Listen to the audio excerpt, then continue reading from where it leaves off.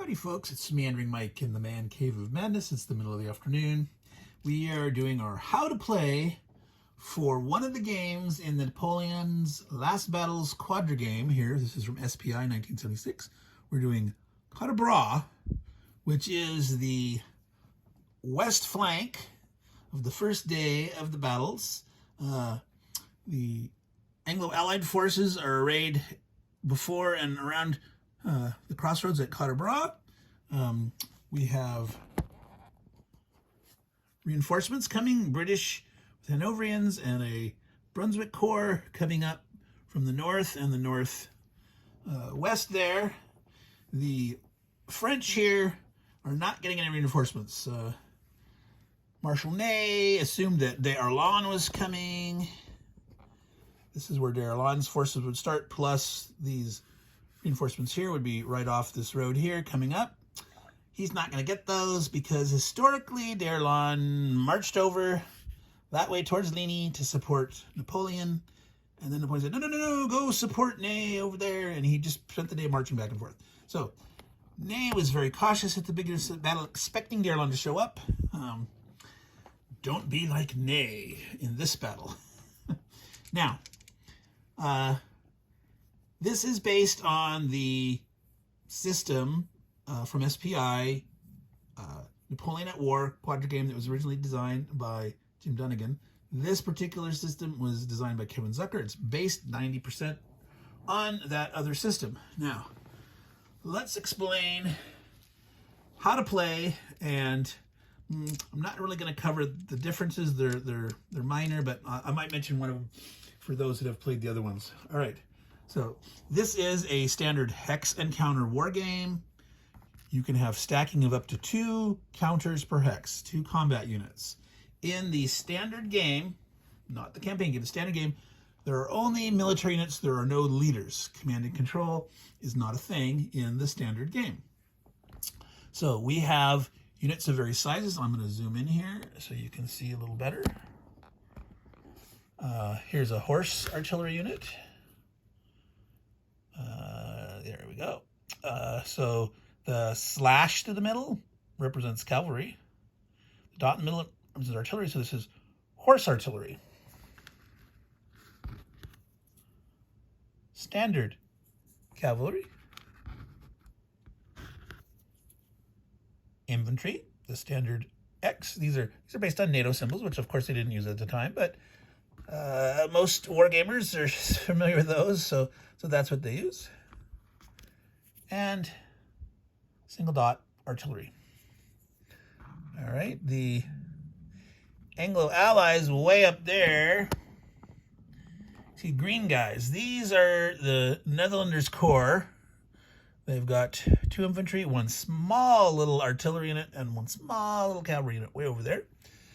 And as we showed over here, there are Brits with Hanoverians and Brunswick guys showing up. All right, with a mix of various strength points. So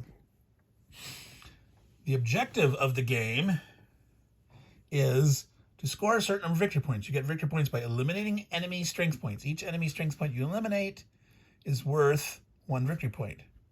What are the numbers on the counter? First is the combat strength, second is the movement. So that first number, being the combat strength, is also how many victory points it's worth when you eliminate a unit. So no matter how you were eliminated, whether you're eliminated in exchange, a direct defender eliminated, or maybe you were attacking at poor odds and an attacker eliminated, or you were surrounded and had to retreat and you died. If you die, the other side, he gets credit for those strength points that were eliminated, regardless of how you got killed. You may be surrounded, you may be attacking, trying to get out. You fail your attack and you die, the enemy gets those victory points because you are eliminated. He gets the points. All right. The other way to score points is control of Quatre. That's the name of the scenario, right? Means 4 arms in French/Belgian. This crossroads here. Whoever occupies Quatre at the end of a game turn. Now, let's take a quick look over here at the game record track. We start at 1400 hours on June 16th. They're hour-long game turns. We end here at this first night turn.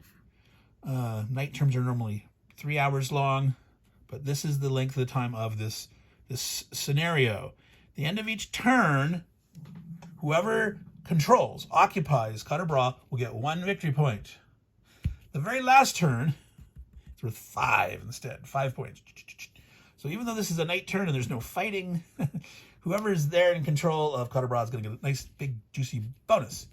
Now, I'm going to say something about occupation that most people miss in the rule book. There is a later rule specific about occupation that says specifically you have to have a unit in it or have been the last to have a friendly unit move through it.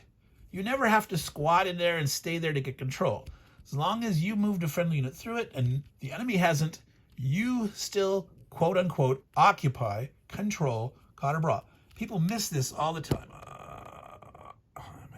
There it is. I was putting it in, I think you were not seeing it because I moved the camera around. All right. So that's very important to note. I'm going to mention the rule because people are like, I don't see it. And the problem is when they first talk about those victory points, they use the word occupation, and you think you know what the English means, but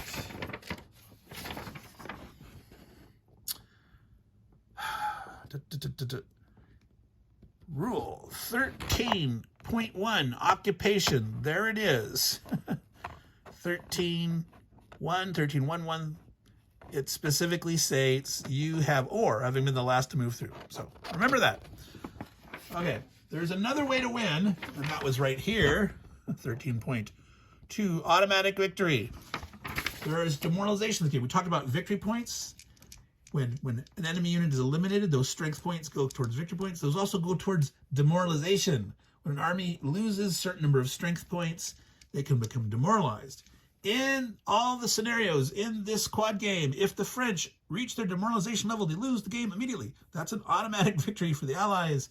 The French ever gets demoralized. Now, if the Anglo-Allies, British and or Prussians, depending on the scenario, if they reach their demoralization, they don't lose, they suffer the effects of demoralization.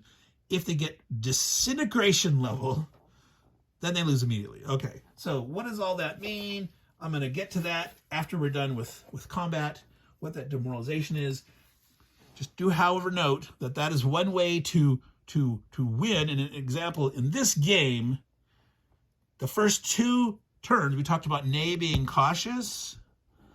The first 2 turns, the French morale level is only 10. That means if Ney goofs up and loses 10 strength points worth of units, whether he attacks at bad odds or they get surrounded and counterattacked by the Allies, or in an exchange, if the French are attacking the Allies trying to like crush them, but they get some exchanges and they end up losing 10 strength points in the first 2 turns, boom, the French could lose. So that is the one case where you need to be a little cautious like Ney and don't be stupid and do something dumb and lose 20 points.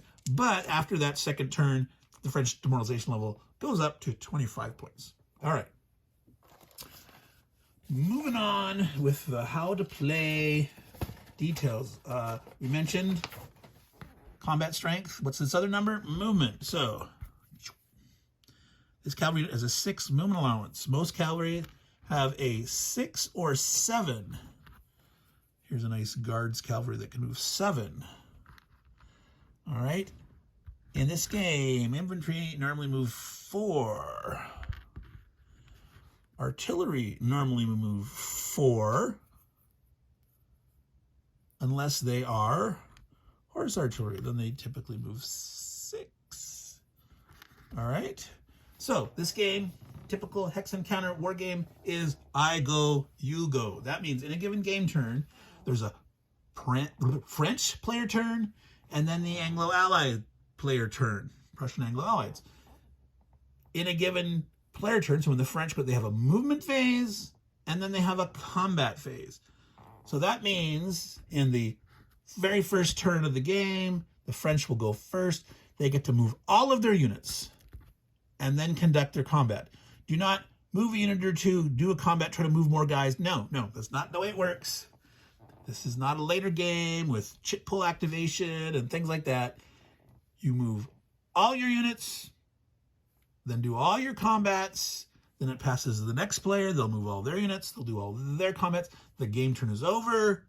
You would check to see who has control of Quatre, score points for that, move to the next game turn, etc. until we're done. All right, so in your turn, when you move, basic movement allowance, 1 point for the clear.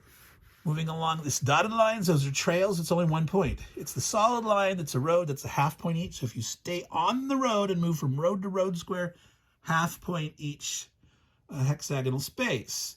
Now, what benefit are trails? Well, trails going through the woods, the forests, only cost you 1 movement point to move along the trail. Forests here normally cost 2 movement points for artillery or infantry. It costs 4 for cavalry and horse artillery. So movement through those woods, if you're not on a trail, is really, really slow. So there's some important trails going through woods in certain spots.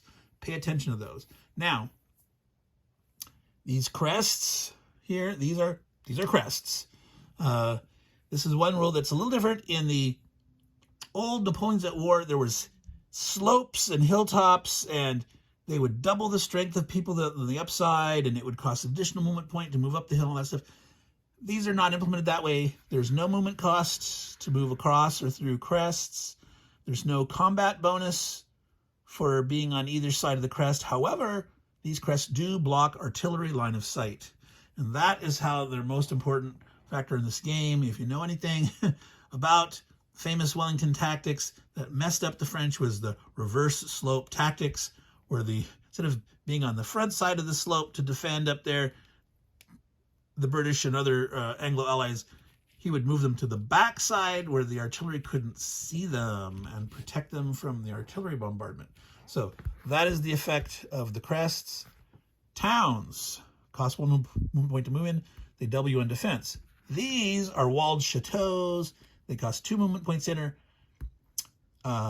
You can only stack 1 unit in these. All other squares can have 2 units. Now, we see here these are all spread out. They're marching along the road. They're not stacked up to fight. You can have 2 units per square. Okay? 2. So these represent divisions or brigades or regiments for the Prussians. There's no Prussian here, so it's either brigades or divisions. The cavalry guys are divisions. You can still put 2, so you could have 2 cavalry divisions. You could have 2 infantry brigades or 1 artillery and 1 whatever. You can have 2 per square. Only 1 can go in a chateau, though. All right, chateaus, we'll talk about more later. They have very weird special things. You shouldn't be fighting in the chateau. The French should make sure that the Allies do not get in there. If they get in here, you're screwed. Excuse my French, or my Belgian. So whatever you do, don't let them in there. But at Waterloo, La Belle Alliance, Mont Saint Jean, the chateaus are critically important.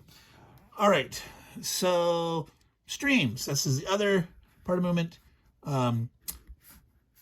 There are rivers in the Wavre map, way over to the northeast, that are impassable unless you go across at a bridge. These are streams that cost 2 additional movement points to cross. So if you're next to a stream and you want to move across, you 1 to enter the hex on the other side because it's clear, 2 additional to cross the stream itself. If you're crossing at a bridge, you could be following the road or the trail and not have to spend the additional 2 at all to cross there. All right, so there are marsh in like the Wavre map, and I think there might be a little bit on the Waterloo La Belle Alliance map. It fights the same as marsh. Okay, the combat effect of forest or marsh is it doesn't double the defender like say a town does. It halves cavalry units that attack into them. So infantry and artillery are not affected attacking into the forests, but cavalry attacking in are halved on attack, and cavalry defending in forests are halved on defense. Cavalry don't like, they might move through quickly, they might go along those trails and penetrate through, but they don't like fighting in the forest. Okay, one thing I was also going to mention there about things like roads and trails going through things like the forest. If you're traveling along the path of the trail or the road, you pay that 1 or half movement points. If you were here, I'm going to zoom in better. All right. If you were here, see this road moves through this way, but if you wanted to move from here to here, it would cost you a full 2 movement points if you were in infantry, or 4 movement points if you were cavalry, because you're trying to come straight into the woods. Might be better to like move over to here for 1, clear to clear, and then a half along the road to move in there for net 1.5 total points. So depending on where other units are there, etc., if there are enemy presences around, how you maneuver, that'll be important where you can or cannot take advantage of the roads or trails. Now, we just hinted at something there. Enemy presence during movement. When you move next to an enemy unit, you must stop. This is called a zone of control. All you Hex Encounter wargamers are totally familiar with this, but if you've never heard of it before, what does that mean? The units next to an enemy, they exert a zone of control in all the squares around them, except across prohibited terrain. Now, there are 2 lake hexsides here that are considered prohibitive, and like I said, on the Wavra map, there's some impassable river. Zone of controls do not extend across that impassable river, but otherwise, normally, any hexagon next to a unit, they have their zone of control exerted there, and as you move up next to an enemy, you must stop because you've entered their zone of control. And in this game, zone of controls are called sticky and rigid. It's like you got to stop, you can't move further, you can't leave them. If you begin your turn, your movement phase, next to an enemy unit, you cannot leave. The only way that you can leave their presence is to fight them. You must retreat them away, or you have to retreat back as part of a combat result, and then later you could move away, depending, once you've disengaged through the course of combat. So, zones of control, gotta stop when you move next to an enemy unit, can't leave it except through combat. Now, combat, here we are, we're at combat. After you've done all your movement, you don't have to move every unit, but once you've decided I am done, you move on to your combat phase. And the rule is, every enemy unit you're next to, you must attack. All of them, right? So, depending on how big of a front there is and how many units are engaged, you have to figure out how to attack all those different enemies. You must somehow attack them all. So this is where the art of combat comes in this game. I've got over here a view of this chart I put on the side here. There's a chart here on the map way over there.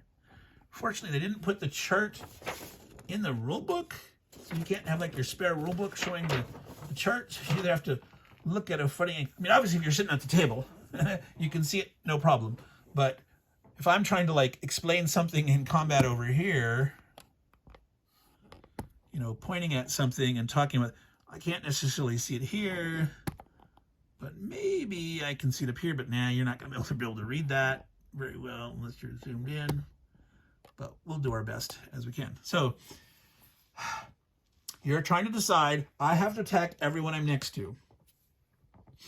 Each of my units has a combat strength. The defenders have a combat strength. Remember, units may be stacked up to too high. You've got to figure out how to combine your units to attack who is adjacent, to cover everybody, separate it into different attacks, where you might attack on this flank with a couple units here, and maybe only one unit over on this side here, and then have a couple here, and figure out how to do that. Now that's the art. This is where people get lost in the weeds sometimes, trying to figure out the best optimal way to do their attacks. Well, try to think of that a little bit, but first, as you're maneuvering, who is moving up to engage enemy in what way? You don't have to over calculate every single point. You can do better if you are very good at doing quick, simple math in your head and figuring out odd ratios.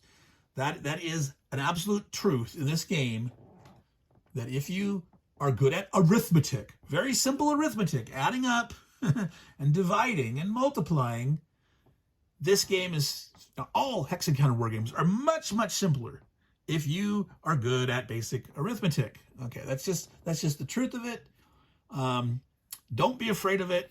Practice, and you will get better. That's one of the great things about playing solitaire, is you can just try over and over again, different scenarios, try different things, and figure out, okay, I'm getting the feel for this, I'm getting comfortable with the numbers, etc. Okay. So once you've figured out how you're going to attack, you can make your attacks. You make your attacks one at a time. You say, I'm attacking here with these units against this guy, and you calculate your odds out loud so the opponent knows what you're doing and it makes sense to him. And you consult this table, and it ranges from 1 to 5 odds, 1 to 4, 1 to 3, up to all the way to 6 to 1. Now, it says if your odds would be at worse than 1 to 5, you attack on the 1 to 5 table. So if you had 1 unit up next to 10 strength points worth of dudes, that would be a 1 against 10 attack. You would still roll on the 1 to 5 chart, and you'd have a 1/3 chance of retreating and a 2/3 chance of dying, right? But if you were in that position where you're next to the guys, you would have no choice but to do that, unless you had brought up additional guys to say, well, wait a minute here. If I only attack with, here's this guy who's got a 3 strength, and I attack my 1 guy against the 3, that's a 1 to 3 odds, and then there's these other 7 guys here, and, I've got 4 strength points to attack him, 4 against 7, that's not quite enough to get 1 to 1, so you'd have 1 to 2 odds. You always round down in the favor of the defender. Now, this is all, many people are hearing this and like, what? It makes no sense. It's like, some people are like, I can understand what you're saying, and some people, they got to see it in action. So we are going to give a little example of play here on how things work. I'm going to move some troops up. All right, I'm gonna just do a couple examples of attacks with just a couple of units, just so that you know how the odds work.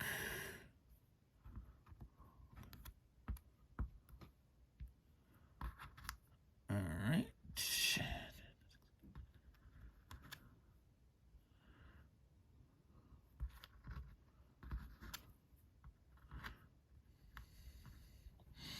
Okay. I'm going to zoom in. I'm going to move this up. All right. I'm just going to look at these guys here. I only moved 5 of Marshal Ney's troops. We're going to attack here. There's a defender here. There's a defender here. He's in the clear terrain. He's in the clear. This guy's back in the city, but I'm not next to him. I don't have to attack him. These 2 guys are next to him. These 2 guys are next to him. They must attack there. This artillery could attack here or here. So if I look at the odds here, I have a 5, and a 5 is 10. I could attack 10 against 4. 10 against 4 is 2 to 1. It's not enough for 3 to 1. You needed 12. So you'd round the favor of the defender. So it could be a 2 to 1 here. And here there's 10, 6, and 4 against 5. 10 against 5 is 2 to 1. So I could attack here at 2 to 1 or here at 2 to 1. But I've got 6 points I could commit somewhere. So if I threw 6 here, 5 and 5 is 10, 4 is 16, I could have a 4 to 1. 4 and 6, 10, plus 6 here, 16. 16 against 5. 15 makes it 3 to 1. 16 is not enough for 4 to 1. I could get a 3 to 1 and a 2 to 1, or I could get a 4 to 1 and a 2 to 1. Let's say I want to hope to have a chance to do some blood. Now let's look at this combat results table. Let's see, is that really? No. We're going to look down here at a funky angle. 2 to 1 odds. 3 chances of getting a defender retreat, 2 an attacker retreat. 3 to 1 odds. 1 chance of an attacker retreat. Starting at 4 to 1 odds, you have a chance of defender elimination and an exchange. An exchange is where the defender is eliminated and the attacker has to match at least enough strength points equal to the printed value. So both guys are always going to lose units on exchange.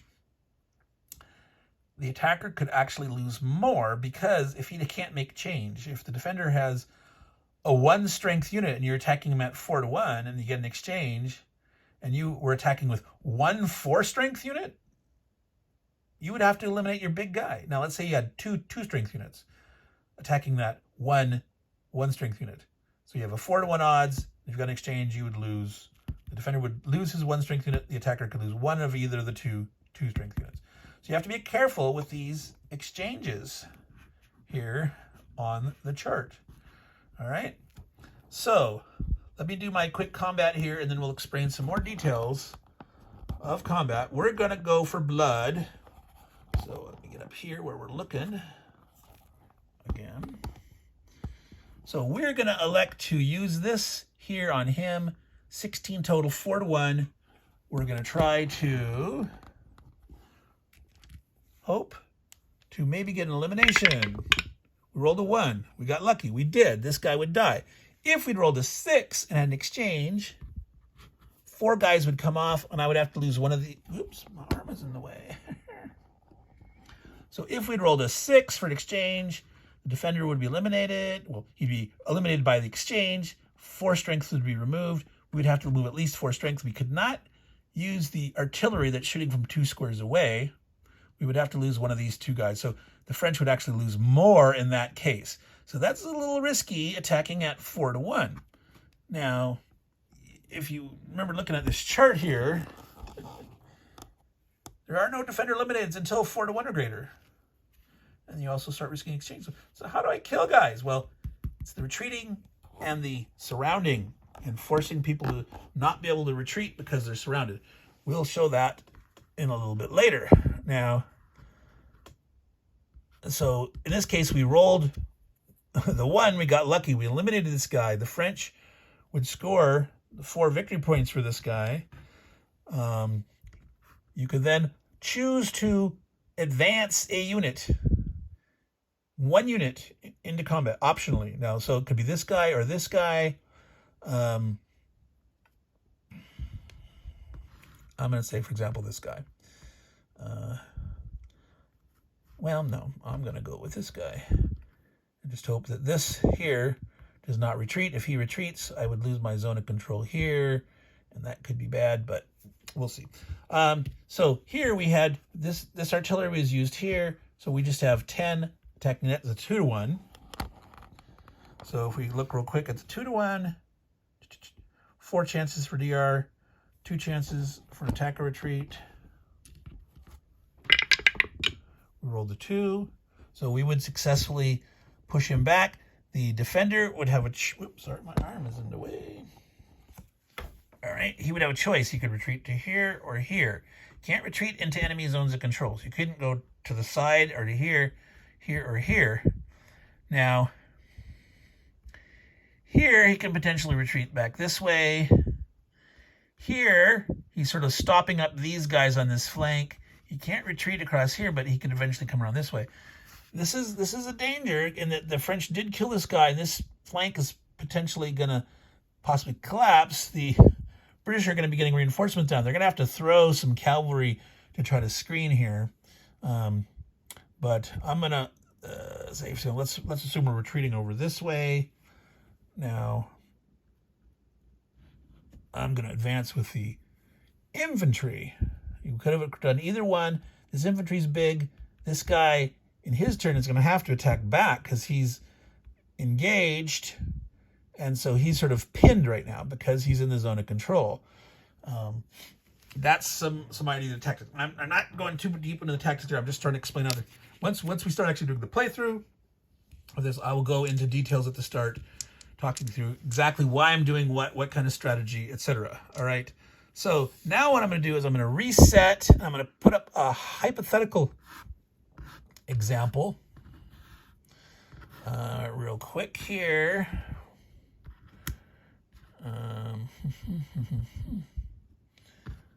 Let's see here. I want to do this in a way that was, well, he started there. I want to have,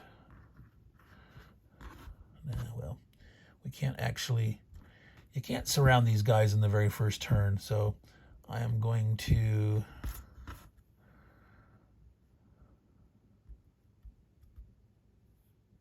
yeah, you can't.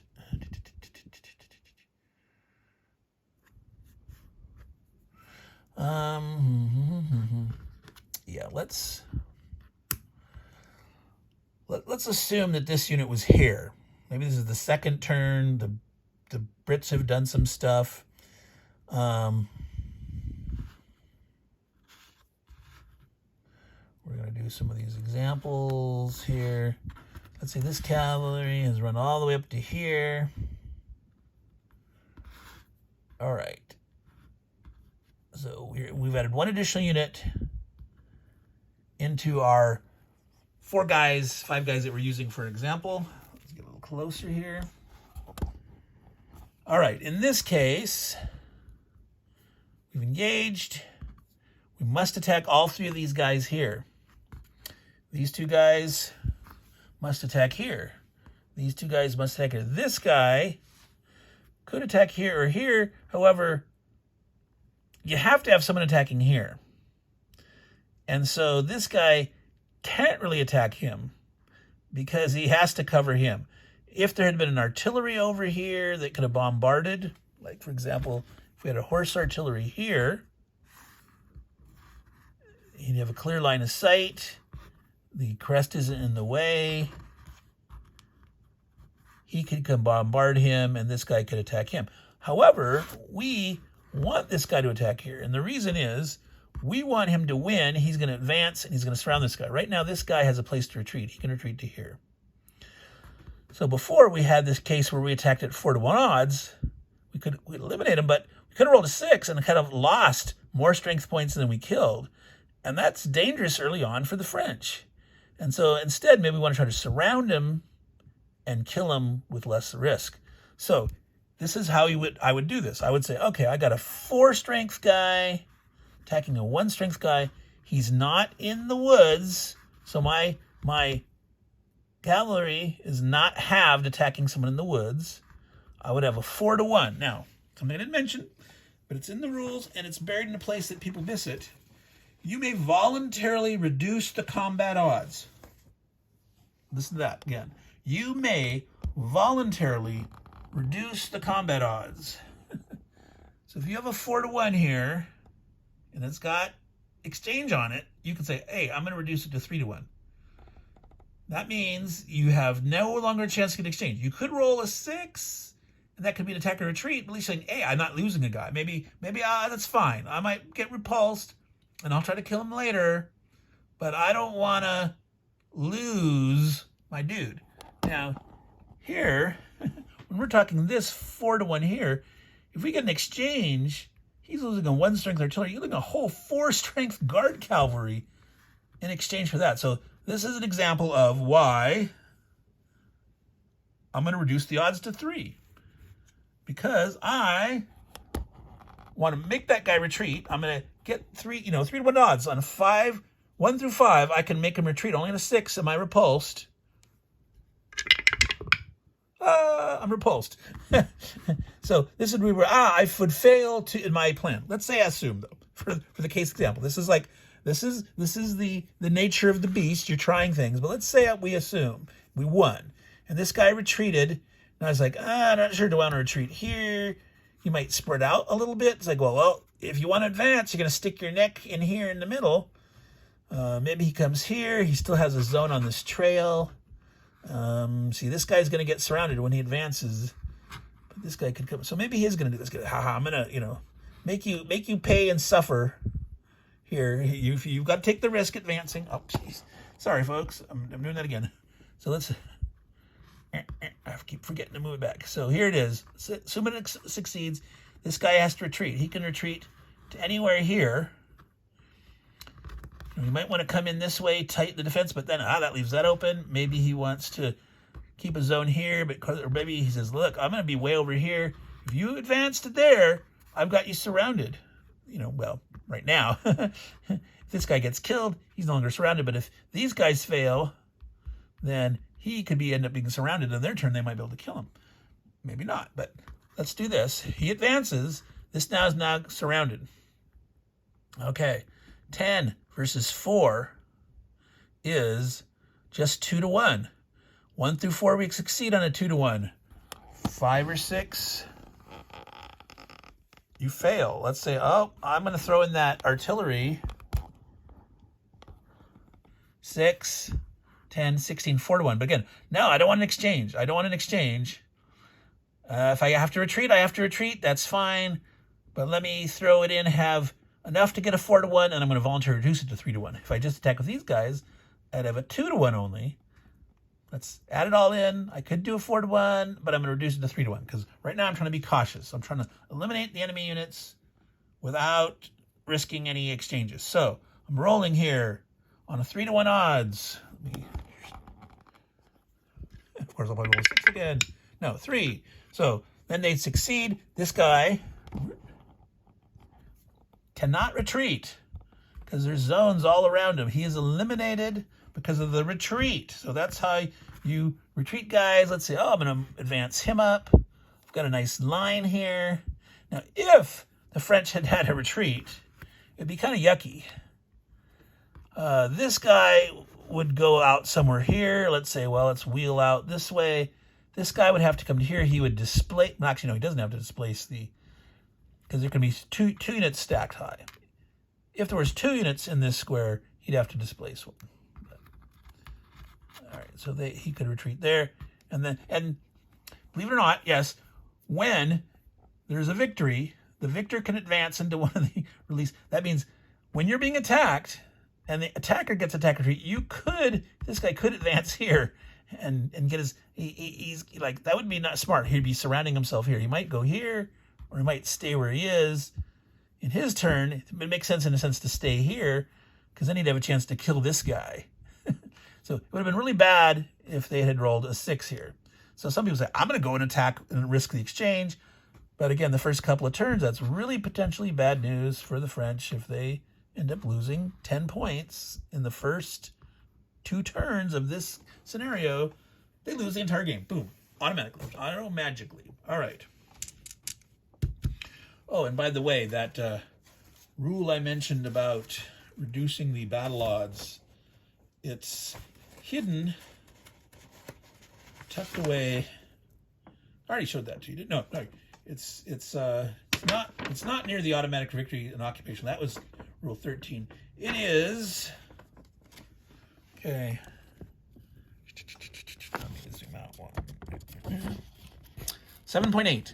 Explanation of combat results. Now, this is not an explanation of combat results. This is an explanation of manipulating your odds.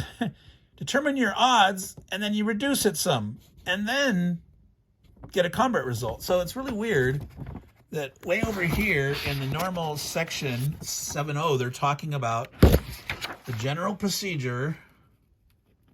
7.0, general procedure for determining your strength, rounding this way or that. Right there, they should have said in here that you may optionally reduce the odds and then say see 7.8 for details. They didn't, and they should have. And people miss this all the time, that buried there in 7.8, that you may reduce the odds voluntarily. All right. So our example, back to where we got it, this guy made him retreat, even though that's not what we rolled. For example, we pushed him back. He advanced, cutting off this guy's retreat. If they managed to get the retreat, boom, he dies. And then we had this guy advance. And then we do our battle over here. We'd already shot this artillery, so we'd have 10 against 5. We'd have our 2-to-1. We'd roll, this time we roll 6 and we retreat. So as the defenders, we get to decide where we want to go. I would probably move out this way to protect this flank and actually try to turn the flank. Now, in this situation, this guy could go here, he could go here, or he could go here. You could actually dump, even though it's like you're having to retreat away from the enemy, this guy could legitimately retreat into any one of these 3 squares at his option. So you could, stack them forward to the front, or maybe not. It depends on. Right here, the Allies don't have much. I didn't move, their other reinforcements and stuff. We just did a hypothetical thing to show the example of how to force someone to retreat and surround them. So anyway, that is enough explanation of actually how the rules work, how to count your odds, round in favor of the defender. You may voluntarily reduce your odds further if you were trying to, for example, avoid exchanges. One of the rules that I highly suggest using, it's an optional rule for these scenarios, but it's the combined arms rule. And it is in section 12. So they're actually very simple combined arms. If you have infantry, cavalry, and artillery attacking a hex, you get 1 odd shift in your favor as the final change to odds. All right? I recommend playing with that one. Now, in this particular scenario, the French only have 2 artillery units. So they're limited in that aspect that they'll never be able to get more than 2 combined arms off attacks in a turn because they don't have more than 2 artillery units. The Anglo-Allies, they have lots of little artillery coming on. They start with 1, they get 2 here, get another 1 here, get another 1 here. They don't have any cavalry. They start with 1 little way up there. They have 1 little 1-strength cavalry there. And they got a 2-strength cavalry, the Brunswick guy coming on right there. That's it. They'll in this scenario, they'll never have more than 2 cavalry. So their opportunity for combined arms attacks are not as great. So still, it can be very important. It's good historical flavor for Napoleonic warfare to use this combined arm rule. So I highly recommend it. If you really, really want the plain Jane vanilla experience, go ahead and don't use it at the start. But if you have, you know, any thoughts about, I can just go for it. Just go for it. All right. Last little bits. The effects of streams. When you're attacking across a stream, if all your units are attacking an enemy across a stream and or bridges, the defender is doubled. If some of your units are attacking across the stream and some not, you have flanked that river defense and he's not doubled. Okay? Chateaus. Chateaus are a total pain in the butt. Like I said, whatever you do, you don't necessarily have to occupy this, but if the Allies are potentially going to get units through here, you either got to make sure they don't get through or throw a guy into that chateau. Chateaus can only have 1 unit in it. However, an infantry in it is tripled in strength. Tripled. And an infantry in it ignores all defender retreat results. They're treated as no effect. And an infantry unit in a chateau reduces the odds against them down to 4-1 normally. So if they have enough strength points to get a 5-1 or 6-1, nope, it's reduced to 4-1. So the best you can do that you can normally hope for on a 4-1, so this is infantry who's tripled and you still got enough strength points, you could roll a 1 to DEM or a 6 to exchange them, and all the retreats are not counted. And so a 3-1 is worthless. You can't 3-1 him out of there because he ignores all retreats against him. And one of the effects of being in a chateau, and this is true for any unit, whether it's a cavalry, an artillery, or an infantry, when you're in a chateau, you do not have to attack an enemy unit next to you. You can just say, forget it, I'm walled up in here, I don't care, I'm not attacking you. If you elect to attack out of the chateau, you must attack every single unit next to you. All right? So that's chateaus in a nutshell. Now, there's an important interaction between the combined armor rules and the chateau rule. The chateau rules talk about reducing the odds to 4-1. The combined arms rule specifically says the final result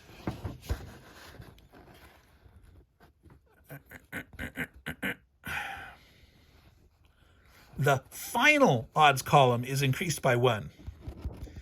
What this means is, the way I have always interpreted this is, a chateau may shift the odds if the enemy has 5 or 6-1, shifts it down to 4-1. But if the attacker still has combined arms, it could go up to a 5-1. Okay, because the final odds column is increased by 1. And so it doesn't say the final odds column for the chateau, it just say the odds are reduced to 4-1. And then you'd apply that combined arm rule. That is my interpretation of it. If you guys play differently, and if you've got an interpretation like in Moves Magazine or something like that, let me know. But That's the way we've always played it, that combined arm rule. Now, one of the things about combined arms and chateaus cannot be bombarded by artillery. Artillery have to be next to a chateau to attack. They cannot shoot in from two. So you can't pile up a whole bunch of artillery like in the La Belle Alliance scenario. The French couldn't have the equivalent of a grand battery, boom, and blowing away Hougoumont or Le Hesson with tons of artillery. They can't shoot from the bombardment range. They'd have to be next to. So to get your combined arms, you'd have to have an infantry, a cavalry, an artillery as minimum, plus, enough stuff to get enough strength to still have, adjusted 4-to-1 that they could then push up to a 5-to-1. Not great likely to happen, but possible, still possible. All right. So that's my interpretation on chateaus there. So 45 minutes is a little more than I wanted to go into there. I need to do a quick zip to see if I missed anything. All right. So you're doubled on defense in towns. You're doubled on defense across rivers if all attackers are going across rivers. Cavalry are halved attacking into forests. Cavalry in forests defending. So cavalry attacking cavalry in the forest, they'd be halved on attack and halved on defense, and they'd be equal. By the way, if you're halved because of that cavalry attacking, you get to round up. So if you're 1 strength, having down to half is back up to 1. A 2 would round down to 1. A 3 would round down to 2. A 4 would round to a 2. A 5 would round to a 3, etc. All right, those night turns, no combat allowed. So the only really effect of this last turn here is, well, there's going to be no killing. There's going to be whoever's in control of Quatre gets those 5 bonus points for the last turn. We covered artillery. Can bombard from 2 squares away. Line of sight. All right. Here we're almost at the end here. Forest blocks the line of sight of artillery. A town or a chateau, so you can't bomb from over here to here, or across a town from here to here, or across shoot from here across the woods to over there. You cannot shoot across a ridge line at all, so you can't shoot over here. You couldn't shoot this way, doesn't matter. You cannot shoot across a ridge line. You can't shoot along the spine of a ridge line. Now, along the edge of blocking terrain, so if you're here and you want to shoot here, you can, because this is clear. This guy could shoot to there. However, if there's 2, let me see if I can find an example here. Here. So here's woods, here's a chateau. You couldn't shoot from here to here. So even though it looks like there's a little bit of clear there, now if it's blocking here and here, you can't shoot through it. But going along the edge, so like, from here to here, that edge you can shoot because this is open. All right. So that is blocking terrain for the 2 square bombardment. Artillery adjacent, can't be stopped. They can shoot away, bang, bang. We covered retreats. We covered attacks, the displacement. We talked about that. Remember, stacking limit is 2. If you have to retreat into a square, there's another guy. You can push him back. He, in turn, could push back someone else. However, you can never retreat into an enemy zone of control or an occupied enemy square. And if you would try to displace a guy who, in turn, couldn't retreat, the original guy would have to die instead. Sorry.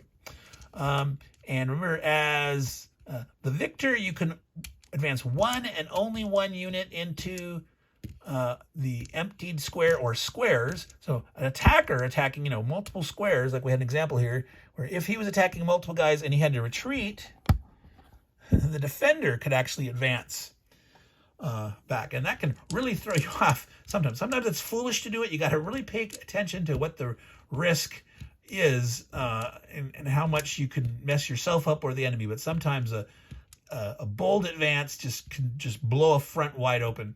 But it also can just cost you units if you do it frivolously.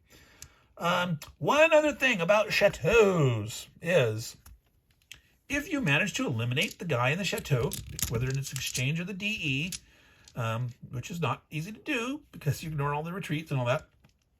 You don't get to advance. You have to wait. So hopefully you've surrounded him enough that he when you kill him, he can't get another unit in there. So you don't get to advance immediately when you win against the Chateau and you've eliminated the defender. You don't get advance automatically. You don't get to do it. All right, that is it. Ooh, we're at 50 minutes. This is Quatre from Napoleon's Last Battles, part of our Hexagon Alley series, the dark back alleyways and byways of Hex Encounter wargaming, going back old school, the dark, mysterious methods of us old school gamers. So I am going to do a playthrough, maybe later tonight or tomorrow. I've got class I got to get to soon here. And I'll do the playthrough. This is an 8-turn game. One of the terms is a night turn, so that goes really quick. I'll probably try to do 2 or 3 turns per video. We'll just see how long it takes me explaining all the stuff. It can go really fast, or it goes, I mean, if I start like talking through, well, here's my options, here's all the odds. Oh, I can't remember if I mentioned it or not. Generally, if you take your hand off a piece, you've moved it. You give the newbies some leeway, just like in chess. The real world is you touch a piece, you got to move it. Well, in this Hex Encounter war game, I go, you go. It's just like, well, move all your pieces, and then attack all your pieces. Don't keep like moving them all and moving them back and trying again and take this, like, because you're gonna lose track of where they started from. Well, after the first turn, and so in general, let a total newbie do that a couple times, but try to, especially if you've moved up next to an enemy and entered their zone of control and you stop, that unit's done. Go on to your next unit and just keep going on, and then you're done, and then figure out your combats. But again, a totally new player, give them some leeway. Say, oh, you hit rewind here. Yeah, you made a big mistake here. You're going to totally lose the game here. Maybe give them a chance the first couple of times to rewind and do some stuff. But in the long run, you don't want to take forever, suffer from analysis paralysis, calculate, every single move umpteen thousand times with every single, maximized odds of the strength points. That's a little crazy talk. So I'm putting these guys back. All right. Now, do note that these setup positions on the map here don't matter in the standard game as long as you got the right kind of unit. Infantry, like this is artillery, so you got to have artillery here. Don't put this 6 strength infantry there, but this 5 strength infantry versus that one versus that, they're all the same. In the campaign game, when you're using command and control, it makes a difference. But for the standard game, if you want to, have the right units in the right place for historical flavor, and you're trying to learn something, go ahead. But in general, you don't need to worry about that unless you're playing the campaign game. So that's it, folks. Meandering Mike, Man Cave Bandits. It's almost 55 minutes. Meander. So like I said, I will do another video of this soonish to actually start the playthrough of Quatre, part of Napoleon's Last Battles from SPI 1976 by Kevin Zucker. So, to all you good folks out there, take care and viva l'Empereur!